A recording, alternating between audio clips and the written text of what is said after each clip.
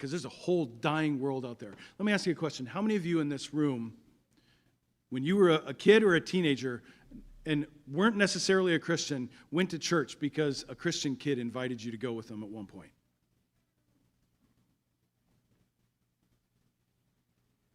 It's huge. I'm not saying be reckless with our children. Absolutely not.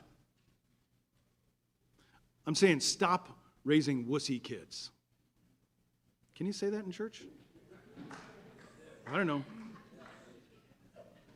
What happens if we raise up families where when the day comes that our families die, our families step off the earth, that the devil in hell has a Thanksgiving service because, well, thank goodness the Miller family's off the battlefield.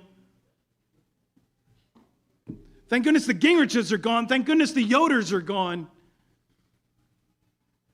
Well, if our families disappeared, most of them are good, godly, God-honoring families disappeared right now, it would make no dent in the world. Why? Because all we're concerned about is ourself. Oh, we're going to aim at this, and then this next year we're going to say, God, send us. God, send us. God, send us. Lastly, let your speech, verse 6. Always be gracious, seasoned with salt, that you may know how you ought to answer each person. Always gracious.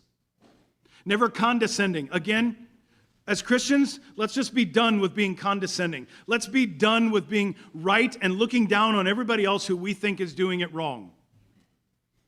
Fill up with grace. Seasoned with salt. It's not only graceful speech, it's winsome speech.